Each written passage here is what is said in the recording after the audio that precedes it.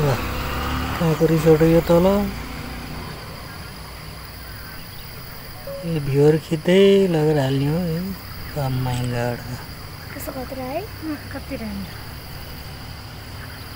यहाँ भएको घरको मान्छेहरूले बनाउँदैन रहेछ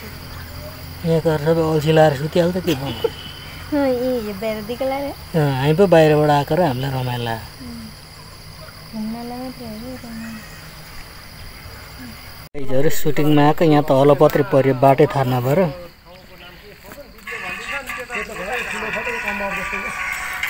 आफ्नै तालमा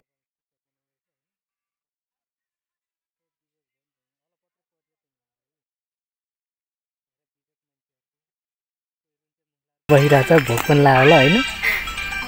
हो झोला खानेकुरो केही छैन डाइरेक्टर हतालिएको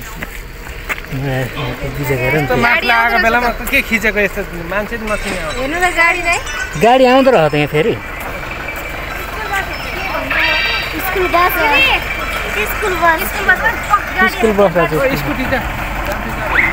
ठाउँ चाहिँ बोबाले छ कि त्यो तीन पिपले भन्ने ठाउँ रहेछ तर कहाँ भने थाहा भने डाँडा पाखा टोटली होइन पर आकाश देखिरहेछ यस्तो छ कोही यता बेहोस भएर भिडियो बनाउँदैछ कोही उतातिर छ होइन आफ्नै तालमा छ सबैजना आज अब सुटिङ गर्ने भ्याइँदैन जस्तो पाइएला जस्तो छैन अब यही भिडियो चित्त बुझाउनु त होला नि अनि यसैलाई दसैँ विशेष भनेर हालिदिने के अन्त विकल्प छैन नि दसैँको लागि सर्ट मुभी बना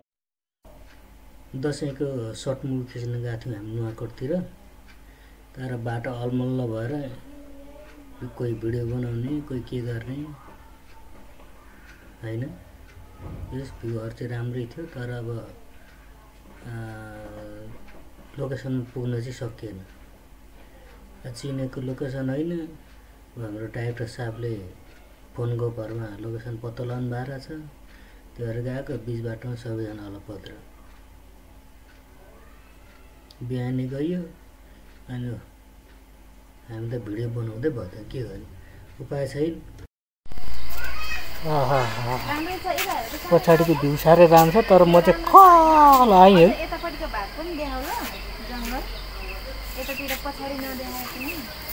यहाँ रहेछ कृष्ण मन्दिर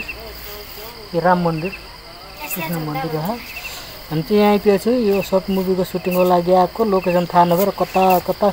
घुम्दा घुम्दा बेहोसै हुन आँटिसक्यो ठाउँ भेटिँदैन यहाँ हाम्रो डाइरेक्टरले कस्तो ठाउँमा लोकेसन हेरेछ यार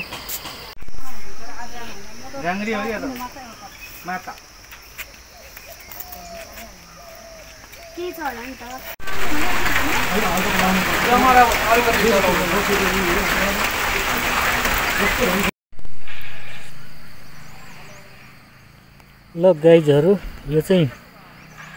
नुवाकोट जाने बाटो नुवाकोट